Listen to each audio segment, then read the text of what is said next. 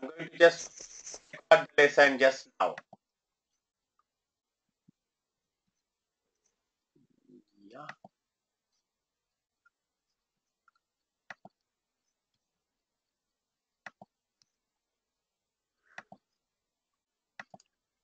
Right, okay. So we are ready. There was some confusion about the payment, but that's all right.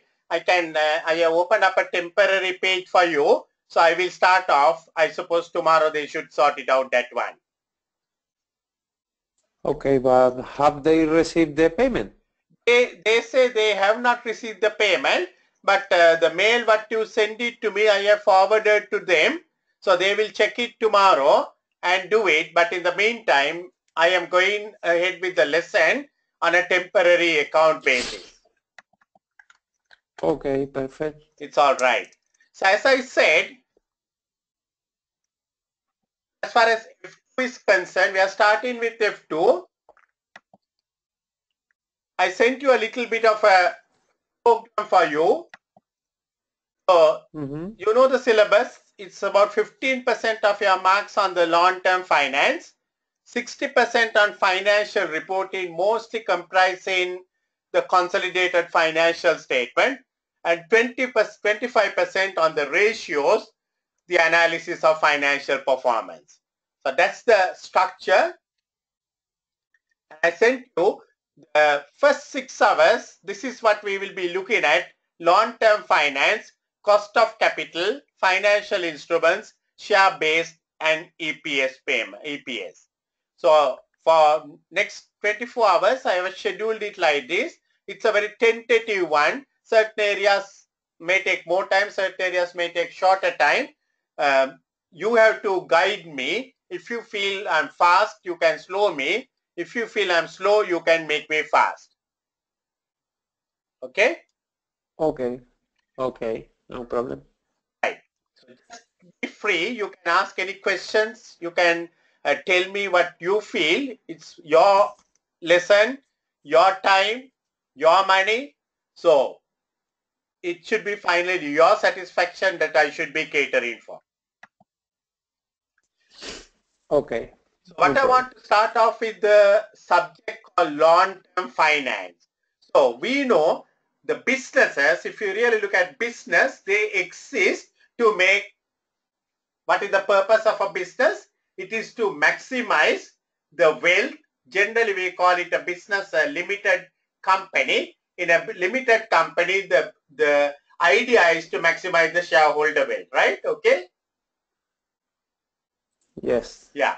So to maximize the shareholder wealth, what they have to do is they have to keep on hunting and looking for new projects. If you just go on doing the whole thing over and over and over and over again, your company will not prosper. The company will even enter into a decline state. You would have seen in your country, in my country, the businesses which have not taken the growth seriously, they have fallen halfway through the lifeline. So we have to grow. If we have to grow, how do we grow? The key word in business sector is the growth.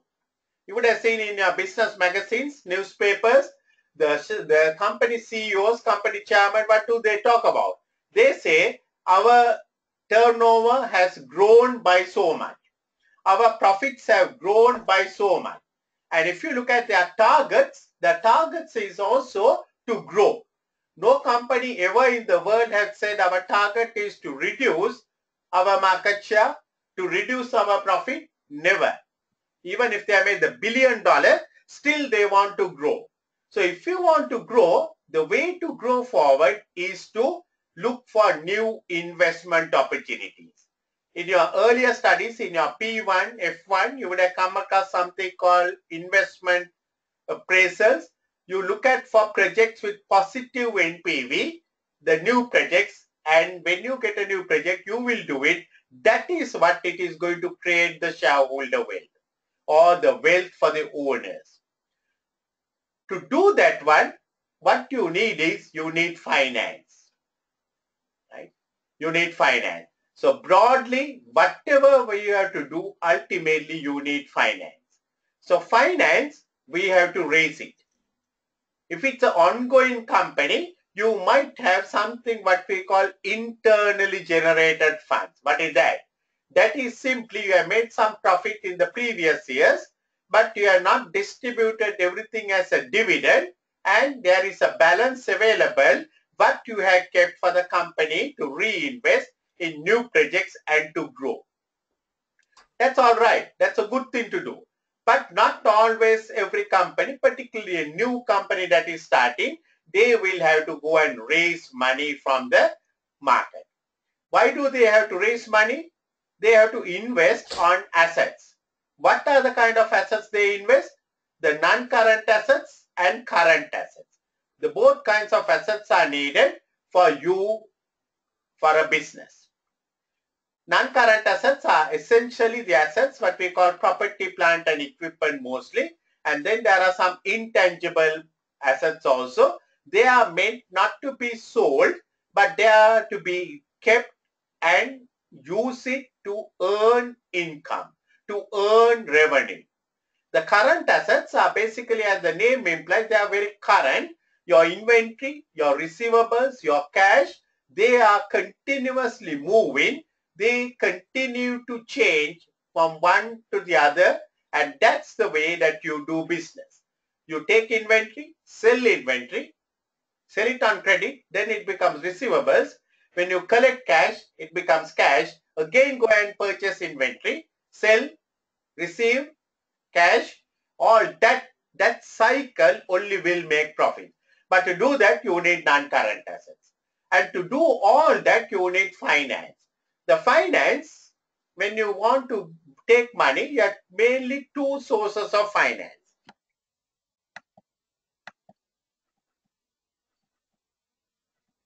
Basically, I'm talking about external sources of finance from when you want to raise money from outside. So one way is to raise money is through the capital markets. What is a capital market? It is simply the stock exchange. If you are a listed company, you can issue shares and raise money through the stock exchange. In UK, you can raise it. In New York, you can raise it. In Spain, you can raise it. In Sri Lanka, we can raise it. In every country, almost there is a stock exchange, but only listed companies can enter the stock exchange. They can go and raise money. What are the types of money they can raise? They can issue new shares. When they issue new shares, the people called shareholders will buy the shares, company will get money. And company, once they get that money, they can invest in whatever the new assets, the new projects. Also, the companies can go and issue rights issue. So later on in few minutes, we will learn what is a rights issue. It's all about offering shares to the existing shareholders. You don't go and issue shares to the non-shareholders. It is always issued to the existing shareholders. Then another way we can raise money through the stock exchange is through what we call marketable debts. So that is essentially bonds, debentures, loan notes, which you can issue through the stock exchange to the market. So in the stock exchange, you can raise mainly two ways. One, through shares. Shares, it can be a new issue or it can be a rights issue. Then the other way is the marketable debt. It can be bonds, debentures, loan notes, and there are many other sources which we will learn later on.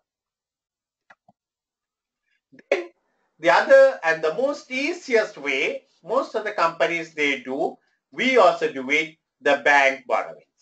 Whenever you are in business, you can go to the bank and give a proposal, and if the bank manager is happy with the proposal, the bank manager may offer you a loan.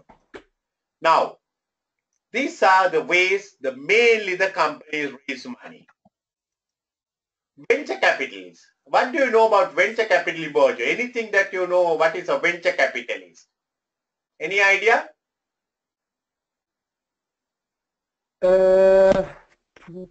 Yeah?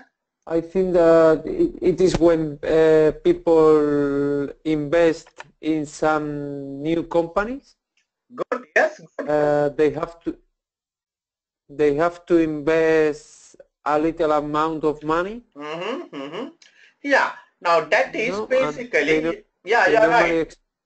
Yeah, you're they right. normally expect to earn more money when they will sell the shares in the Oh, future. perfect, perfect. That's a good answer. Basically, it's something like this. We have a company called Company A. Essentially, they give it for the private companies.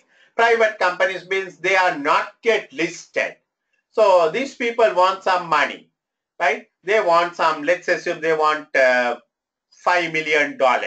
So there's a venture capitalist, essentially companies who invest, as you rightly said, in new companies, in new projects. Mostly they invest in new companies, in new projects.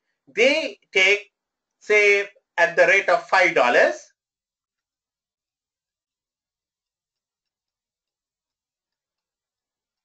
they will take 1 million shares of this company. But they will not take, as you rightly said, they are not going to take lot of shares. If the company has, others have a big holding, these people will take a small holding, maybe 10%, maybe 15%, maybe 20%, maybe 30%, but they don't take a controlling interest. They are not interested in controlling the company. They are there for a short period, 5 to 7 years. They will put two of their people or one of their people into the board. The venture capitalist company will put one or two people of their people into the board of company A, and they will expect the company A in 5 years or in 7 years time to go public. Is in other words to list it in the stock exchange. Once it is listed, the price of the share which they bought for $5 may be worth $9. So what they do is they will sell it at $9. All what they bought it for 5, they have made a $4 profit into 1 million, $4 million. They are very happy and they will walk out.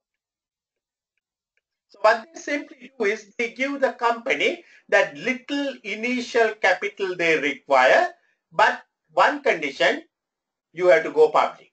Or if you are not going public, the existing shareholders or some other person must buy their shares at a price to be agreed, because if it is listed, then you have a market price. But if it is not listed, you don't have a market price, then they will say, okay, please take our shares, we want to leave. So they should have a what we call an exit mechanism. They don't want to stay for 10, 15, 20 years. Maximum 5, 7 years, they will want to go. So that's another way, particularly for an unlisted company to raise money. Listed companies, they can go to the stock market and raise money, the capital market. But unlisted companies, they can't go to the capital market. They can go to the bank, but when they go to the bank, bank will put lot of conditions. They will ask for security, mortgages, etc. These fellows will take the risk, invest some money, but they will put one or two of their people into the board of directors also. They will monitor the company's affairs, and after 5 years, 7 years, they will say, okay, go on listing. Once it is listed, they will just sell the shares and get away. So that's what a venture capitalist is always. So in your F2 paper, you might have a question asking venture capitalists prefer to invest in public listed companies or private companies. Answer will be private companies. Okay. Right. Then lot of countries, UK and many other countries, sometimes the government comes and gives you money. Sometimes maybe an outright grant, sometimes it may be at low rates of interest. That is particularly to develop underdeveloped areas. If you find certain area there is a lot of unemployment, the things have not developed, the government might say, okay, Bojo, you go and start up a business there, we will give you a grant. So government grants are available. Otherwise they might say the bank loans at 10% interest, but the government will give you a loan at 5% interest because they have another objective. What is the objective? To develop undeveloped areas, to create employment for the unemployed people. Sometimes it may be for a particular industry. Now in Sri Lanka, the Prime Minister has taken an initiative to introduce IT all over Sri Lanka in a big way. So because of that, any IT company that is opening up here, who is going to provide some new technology, they are given a grant from the government budget to set up the initial business plan. So that's a kind of a money that is available and which is coming at cheaper rate. Whatever the way you borrow, whatever the way you raise money, you have to pay a return to the provider.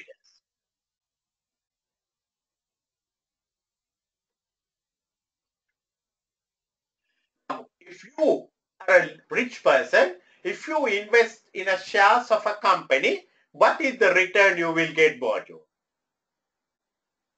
What's the return? Say imagine you have a lot of money, you invest in companies, what is the return you will get? How do you get a return? The dividends. Yeah, right, dividends. And another return, another way you will get a return indirectly. How? The increasing of the price of Oh the share. yeah, that's right. The increase in the share price, isn't it?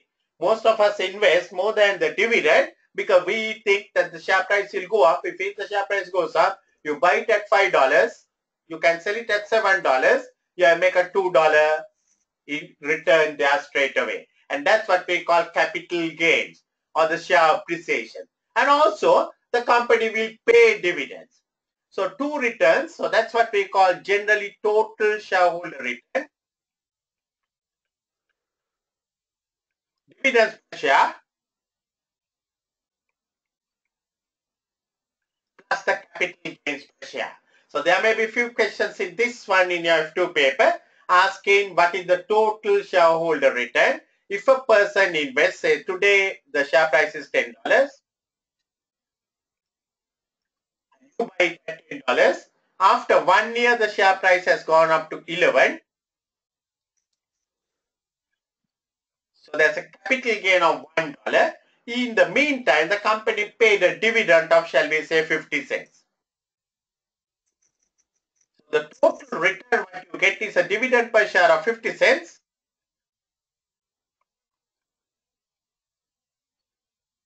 plus $1, you get a 150 return. What was your original investment? $10.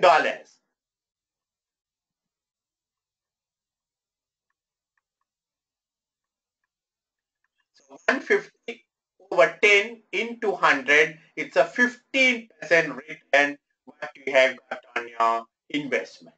So that's how you calculate the total shareholder return.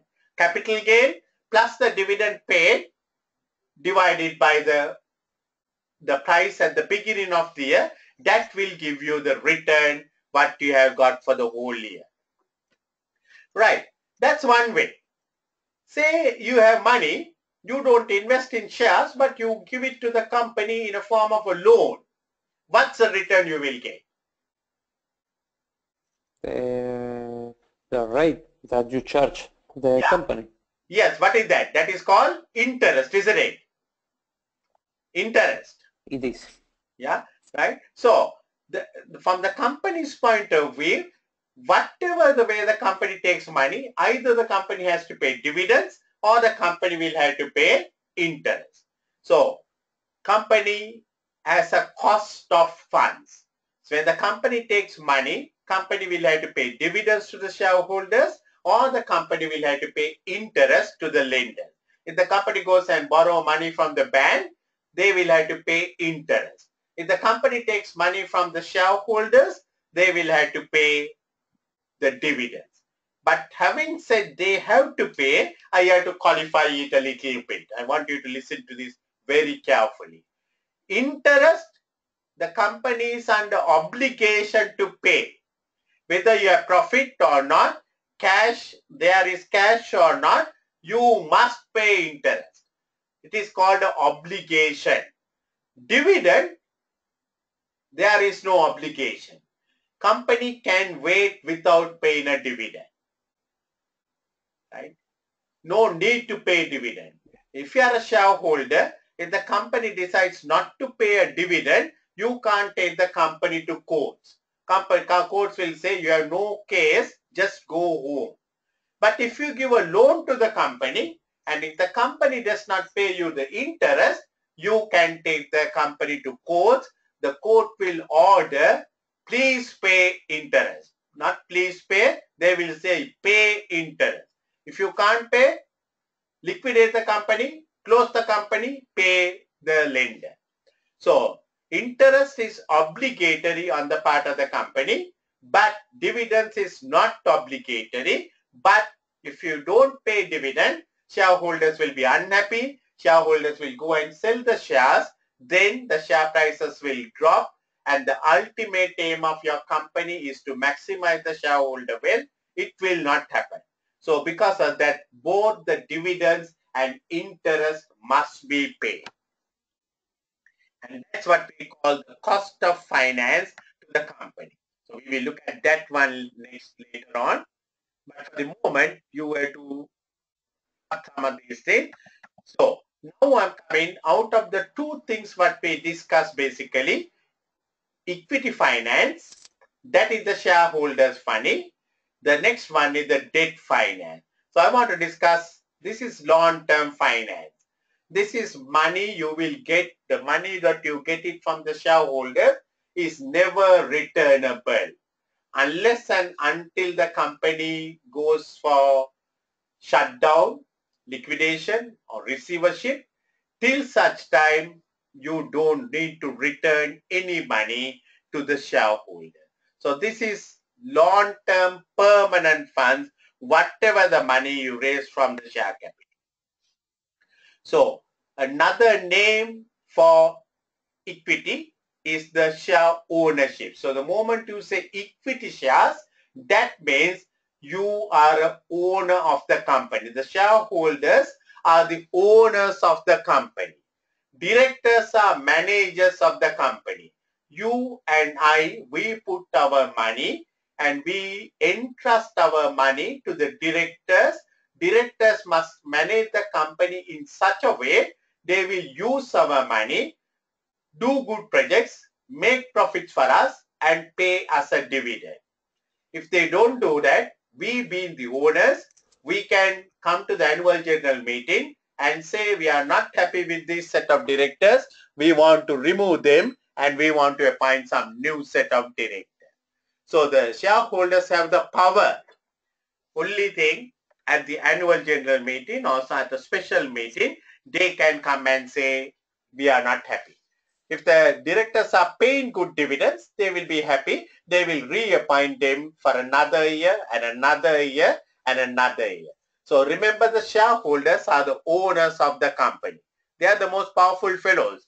But sometimes they don't realize their power because they are scattered all over. They don't meet together and therefore the directors have a good field day. They can do whatever they want when the shareholders are not taking any interest in the company's matter.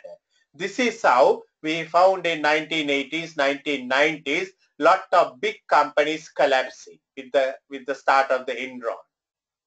What happened? The shareholders were not really interested in the company because they were getting the dividend. They were quite happy, but they never saw what was happening till the directors played out all the money of the shareholders. So these things can happen. This will be part of your subject in your P. What is a share? So share is a kind of a fixed unit of a capital in which the company has in UK we have a nominal value and the nominal value can be different from the market value. The nominal value is fixed only for the purpose to identify the number of shares. So when you say this, your company has 100 million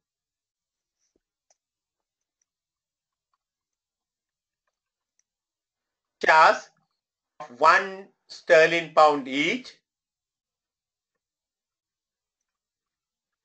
the total share capital will be 100 into 1 million, £1, £100 million. The market value of these shares will be totally different. It can be £1, it can be £7, it can be £15, it can be £20, or it can be even 20p. If the company is not doing well, the share price can come down below the nominal price. If the company is doing well, the market price can be much more than the nominal value. So nominal value is not a very important thing, but it is important. That's the way you will identify the number of shares. So when a company says they have 100 million shares, the share capital is 100 million, and each nominal value of the share is £1, we know that company has 100 million shares. What happens if the examiner says you have 100 million is the value, and the nominal value of a share is 50p. So then how many shares are there, Bojo? Right? 100 million is the value, but the per share value is 50p. So how many shares are in this company?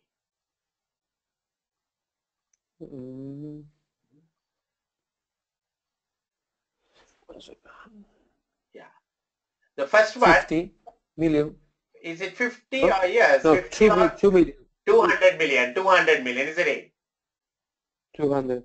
Yeah, 200 million. So you have to be careful with some of these figures because, in our examination mode, our examination frame, sometimes this can play a little bit in our mind. So because sometimes if when they say 1 million, £1 nominal value, very easy, we know it is 100 million means 100 million share.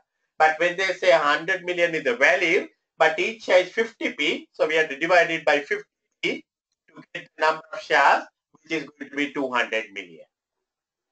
Right? So, dividend is always paid on the number of shares per share. When it is equity shares, dividend is paid per share. So, the company might say we are going to pay a 10p dividend per share. So, on the 100 million shares, they will pay a 10 million dividend at the end of the year. Right, or end of the year, or maybe at the quarter of the year, maybe at the half of the year.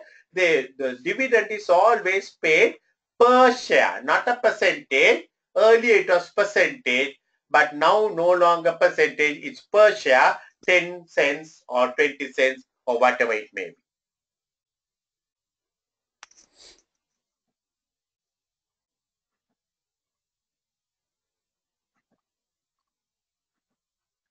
Shareholders receive returns from their investment in shares in form of dividends and also capital growth in share price.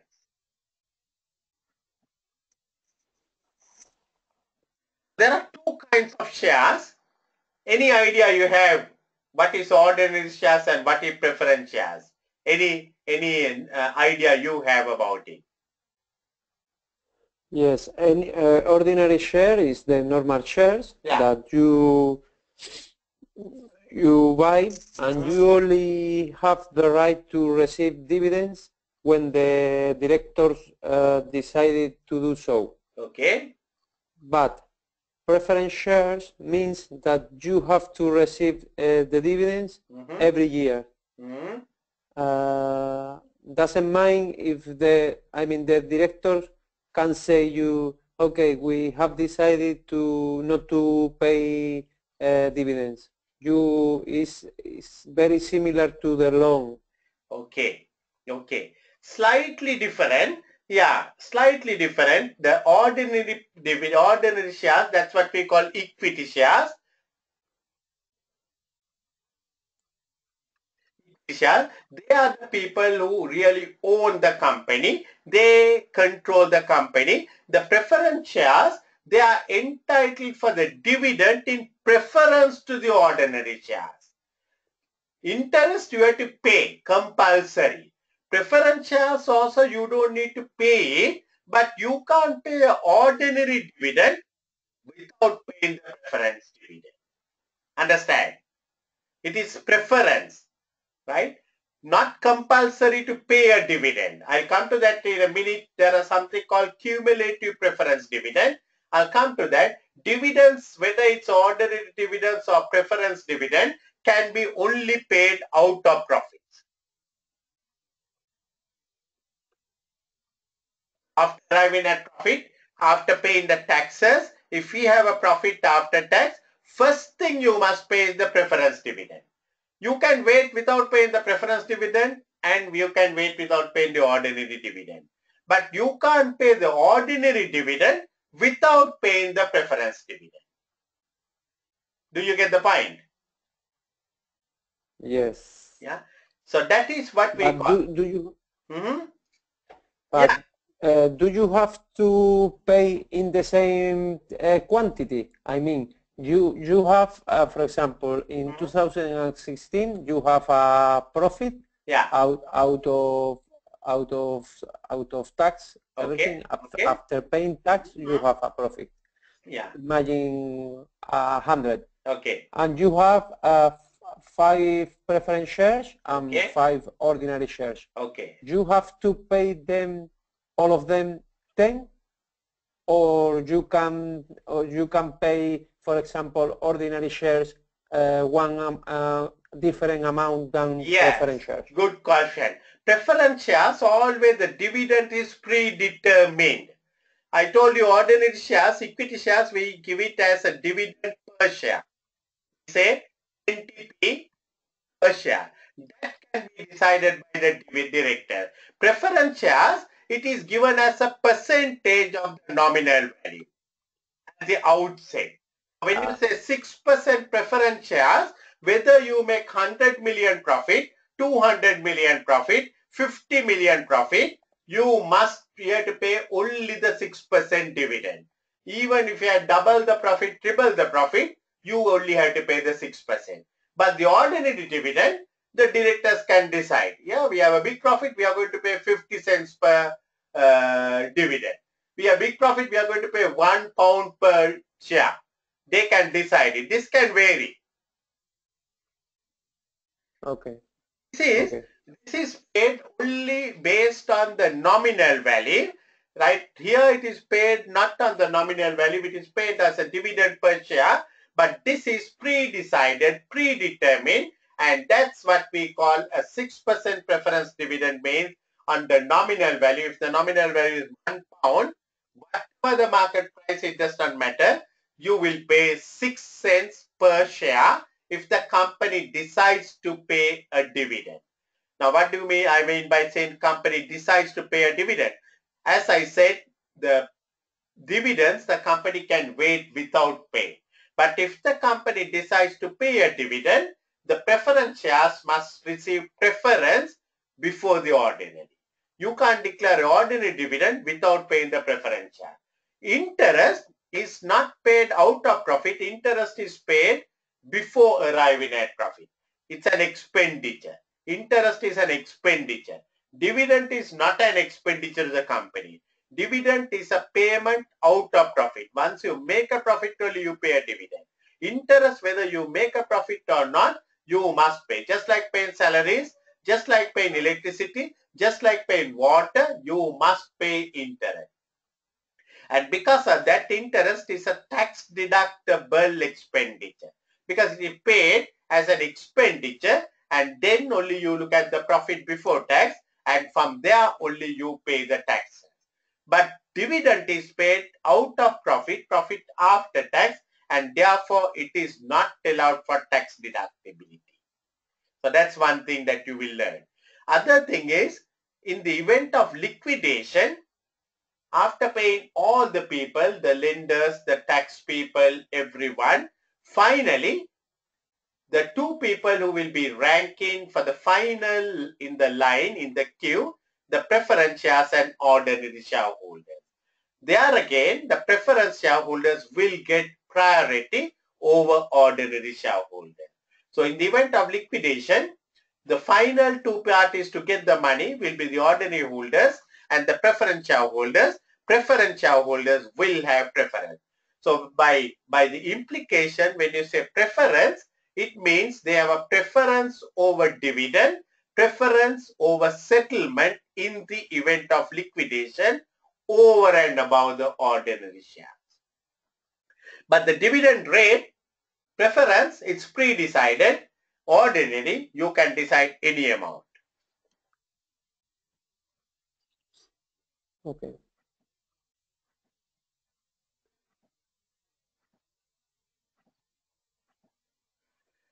So ordinary shares pay dividends at the discretion of the entity director. So the directors can decide to pay, not to pay, or do anything. Because the shareholders are the owners of the company. Ordinary shareholders are the owners of the company. And because of that, because they are owners, they receive their money last. Finally, after paying all the people, if there's any money left over, only they will get in the event of a liquidation. But after settling everyone, the final balance, the whole thing is for them. So if it's a big balance, the whole thing is for them. If they don't have enough to pay, that loss also they will have to bear it. So they are taking the entire risk. And that's why sometimes it is called risk capital. R-I-S-K capital, risk capital. Preference shares is a kind of equity, but it pays a fixed dividend. It is paid in preference to ordinary shareholders. You are not under compulsion to pay, but you can't pay ordinary dividend without paying the preference dividend. In a winding up, they get just before the ordinary shareholders. So they are the last two in the queue, but the last will be ordinary shareholders. One before the last will be preference shareholders.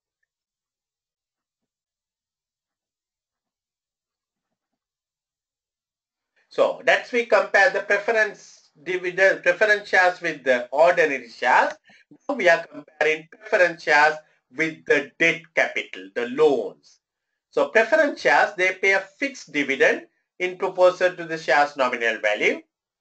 And therefore, because it is a fixed dividend, it is considered an obligation. Even though if you don't have profit, you don't need to pay. But because it's a fixed amount, it is considered as obligation. And therefore, in the statement of financial position, even though preference shares is a form of shares, it is shown under non-current liabilities under IAS 39 presentations. Earlier, in our time, preference shares were also shown part of the share capital. But now, the preference shares are shown in the statement of financial position under non-current liability. Reason? Because we say 6% preference shares. So, there's an obligation. We can't pay the ordinary dividend without paying that 6%. And also we say 6% redeemable preference shares 2020. So there's an obligation to redeem it in 2020. So because of all those things, because of the term obligation coming up, the preference shares are shown as non-current liabilities, not as equity. However, I think yesterday's paper there was a question in the F2. There can be preference shares without a dividend being fixed, without a payment time being made, a repayment time specified. If they just say preference shares, that means there is no dividend rate. That means there is no date to repay. Only thing in that case, they will receive the priority to receive money in the event of liquidation, but no fixed dividend. That's a rare incident. In that case, that will be considered part of share capital. Reason? No obligation. But the moment you say 7% or 6% or 8%, the moment you say redeemable in 2020 or 2025, whatever, that means that's an obligation, and therefore it should be shown as a non-current liability. Preferred dividend is paid out of profits, whereas the interest is paid before arriving at profit. So interest is charged as an expenditure to the P&L, but dividend is out of profit. So therefore, preference dividends are not tax deductible, whereas the interest is tax deductible. Interest is obligatory. You cannot skip whether you have profit or not, you don't have cash or not, you must pay interest. But preference dividend, you can skip it. You can wait without paying this year any preference dividend. But if you are not paying any preference dividend, you can't pay any ordinary dividend. Right? So in real life, we see preference dividend from the company's point of view, it does not carry too much of attraction. Reason that you can't deduct it for tax, because the interest you can deduct it for tax, and also it's the kind of there is an obligation to pay whenever, and therefore it's not a very attractive way to raise money. Having said that one, for your examiner, this is a very attractive topic. So he had been asking many questions on preference shares in different ways. So we are going to look at different types of preference shares.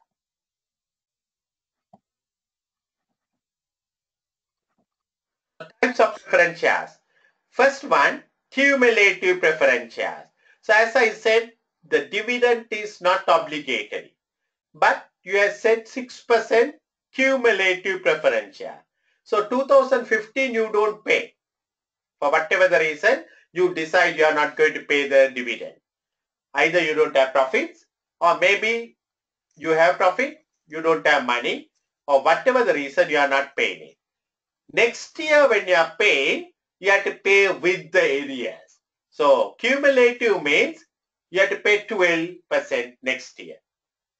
If you don't pay next year, next third year, you have to pay 18%. With the arrears you have to pay when you say cumulative preference shares. If it is non-cumulative preference shares, that means you don't need to pay the arrears. 2015 you don't pay, 2016 you don't pay the arrears, you pay only the 2016 6%. So you can skip the dividend, whatever you have not paid, forget about it. But cumulative means you have to pay one day with the arrears. 5 years if you are not paid, 5th year when you are paying, you have to pay 30% down. Generally, the preference shareholders don't have participative rights. What do you mean participative rights? They can't come and vote at the general meeting to remove directors or to remove auditors or do anything like that. They are essentially passive shareholders. But equity shareholders, because they carry the big risk, they can come at the annual general meeting, they can vote. That is why we are calling them voting shareholders. They can vote to remove a director, to appoint a director, to appoint auditors, remove auditors, to discuss the accounts, to reject the financial statements. They have enough and more power at the annual general meeting. But preference shareholders, they don't. But in certain circumstances, the company's internal regulations might say they too will have a right to participate. Maybe if you have not paid the preference dividend for 3 years consecutively, then the company might say, the company's articles of association, which are the internal rules, might say the preference shareholders can participate and vote at the annual general meeting. Then we have another kind of a share, what we call convertible preference share.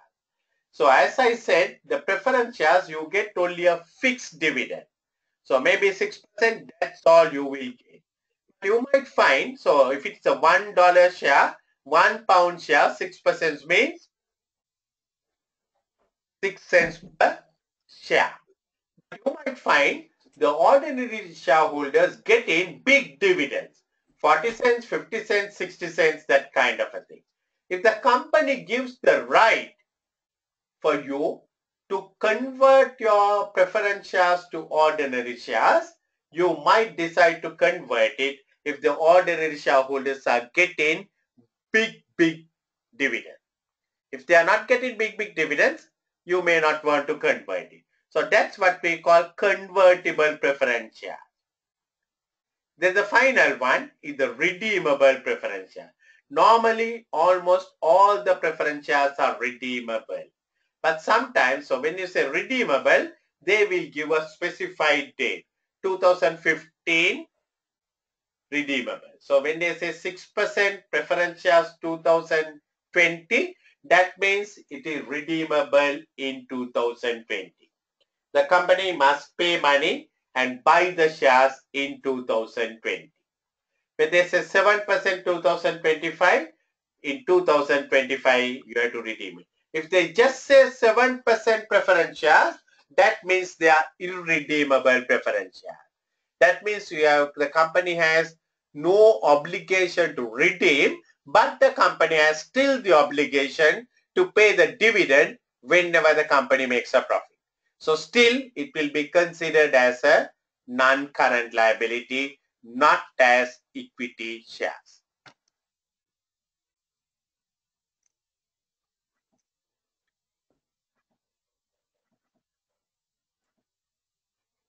So what is a capital market? Capital market is the stock exchange. Now in every country we have a stock exchange. In UK there are two stock exchanges. One they call the London Stock Exchange, The other one, Alternative Investment Market, AIMS, and LSE, London Stock Exchange. So there are two markets in UK. In most of the countries there are two markets, but I'm not talking about the two markets. I'm talking about the two functions. So this, you don't confuse it with the two markets. I will talk about the two markets in a moment, but I'm talking about two functions of the capital market. The number one function is what we call the primary function. Here we have the company PLC. Normally if it's a listed company in UK, the name carries, behind the name, it carries the three letters PLC. So when the examiner says PLC, we know it's a public listed company. That means it is in the stock exchange. If the examiner says A Private Limited, that means it's an unlisted company. That is not listed in the stock exchange, it's a private company. So now, if it's a company, a PLC, which is a public listed company, now the company wants to raise money, company will come to the stock market, issue what we call a prospectus. They, through a issue in-house, will issue shares to the public. So maybe they will say one nominal value. The issue price will not be the nominal value, maybe £7 issue price. They will issue 500,000 shares. The market. There will be many people buying these shares.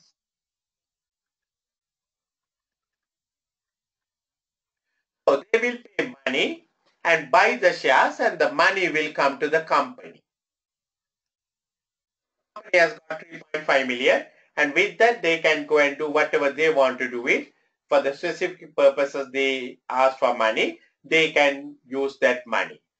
So the shareholders have got the share certificate, the company have got the money, and if the company does well, the shareholders will get dividends and also will get the capital gains. What the share price at 7 may go up to 9, and the shareholders will be rich by $2 and also by whatever the dividends what they get.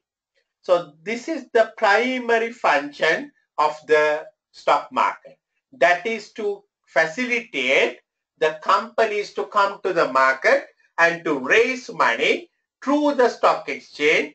Directly the transaction is between the company and the shareholders, of course through the stockbrokers, they will do it, and the company gets money, shareholders get the share certificate.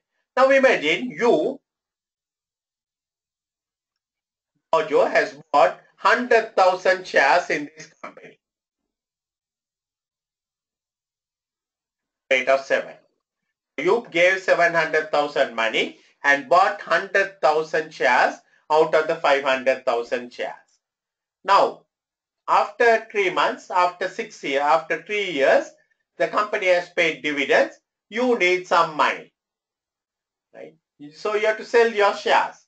Now you can't go and tell the company, hey, buy my shares. No, the company will never buy your shares, right? Unless on a liquidation, or unless under very special circumstances, the companies don't buy their shares. But UK, there's a provision for company to buy its own shares. I will discuss that in a minute.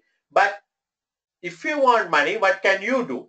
You can tell your stockbroker, I want to sell my shares, 100,000 shares in company A, I want to sell it.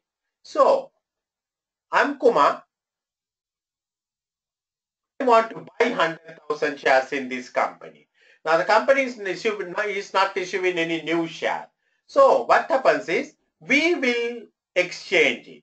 I will pay you money, at 8 I will buy 800,000, and you will give me your 100,000 shares. So, no money came into the company, no money went out of the company. The transaction was between you and me, right? The shares what you bought for 7, you have sold it to me for 8. Only thing, once it is done, the stock market will inform the new owner of the shares is Kumar, and they will remove Bojo's name from the share books and enter Kumar's name. Because the next dividend after the sale has taken place, if the company pays a dividend, that money will come to Kumar and not to you. So you can see the transaction is between two shareholders, and that's what we call the secondary function. Primary function facilitates the company to raise money. Secondary function facilitates for shareholders to exchange shares at a price, and that transaction also will happen through the stock exchange, and because of that the shares become more marketable. So that is why if you buy shares in a listed company, it's like cash. At any day you can go and sell. So actually I do a little bit of business in the Sri Lanka Stock Exchange. I buy shares, I sell shares, I do this little bit of study and take it as a hobby, but I'm fairly all right, making some money out of it. But last week I wanted some money. I wanted some big money. So I told the shareholder, my stockbroker, I want some big money, sell some of the shares, collect some money and give it to me. Some other person would have bought those shares. Now with the company, my name is taken off and that new person's name is entered. That new person after some time will sell shares to another person. So every day in the stock exchange, the secondary function is happening almost every day. Primary function doesn't happen every day. On and off, companies will come for new shares, and that is what the primary function. So remember, there are two functions, one what we call the primary function, second one what we call the secondary function. So why listed company shares are very attractive? Because they are very readily marketable. It is, market is there and you can sell, buy. Just like selling gold and buying gold, you can sell shares and buy shares. Of course, the price can fluctuate. Sometimes you may have bought it for 7, but you need money. The shares have come down. You may have to sell it at 5. You suffer a loss. If the shares have gone up, you will make a profit. So that's the way the secondary function. So that is why listed companies are more attractive than the private companies. Now imagine if your company is a private company, not a PLC. Not a PLC, it's a private, a private. case, if you buy 500,000 shares in this company, you can't go to the market and sell it because there is no market. So you have to find privately another buyer. So not only you have to find a buyer, that buyer must have the approval of the directors to transfer your shares. If you can find a person who is all right with the directors, then you can sell the shares. So the market is very limited. You don't have a market. But when it's a listed company, it is very open. You have a mass market. Sometimes you don't know who is buying, you don't know who is selling. So last week when I told my stockbroker to sell the shares, I don't know who bought it. I only know my shares are sold. As far as I'm concerned, I got money. I don't care who bought it. But if it was a private company, I can't do that one. I have to speak to the directors, say, I want to sell my shares.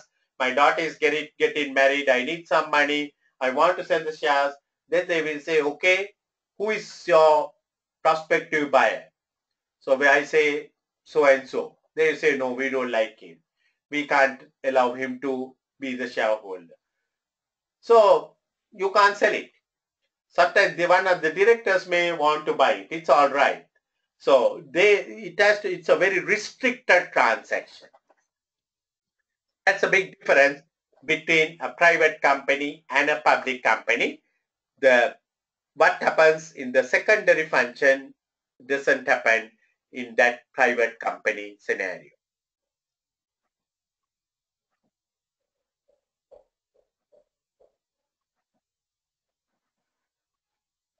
As I said, there are two types of companies. In fact, there are three types of companies. Private company limited by shares. It's called a private limited company. In a private limited company, the shares are not transferable freely. You have to get the consent of the directors to transfer your shares to another person. Then we have public unlisted company. So you have to remember this one.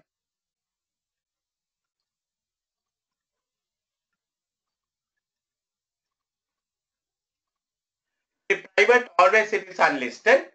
The share transactions are very restricted. Then we have public unlisted.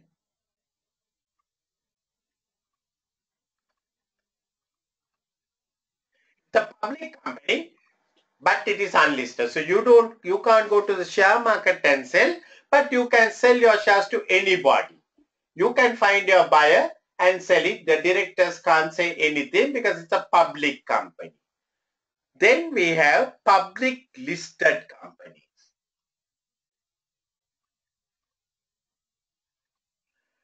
Listed company only can go to the stock market. They have an unlimited potential, unlimited number of buyers. So that's what normally they are the companies what we call PLC. So limited liability means we know the liability of the shareholders is limited. So if the company goes into bankruptcy, they don't need to bring money from outside. And when you are a listed company, the stock exchange, you are exposed to the public and therefore you have to give lot of disclosures. Everything almost must be disclosed. But being a private company, you don't need to do that kind of a disclosure. You can be somewhat closed. You can be somewhat keep things confidential. You don't need to divulge lot of information. But the moment you become public, in order to safeguard the public, the regulations will say you have to say almost everything and anything what you do. So these are the differences between a listed company and a private company. So you will agree with me, private company directors have more freedom because they are not in the public eye. The people will not be so much pressure on them.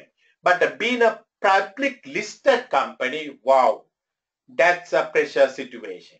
Share price comes down by 50 cents, the shareholders will be unhappy. directors will have to find ways and means how to improve the share price. Share price is something you can do certain things, but market only decides. You can't decide anything.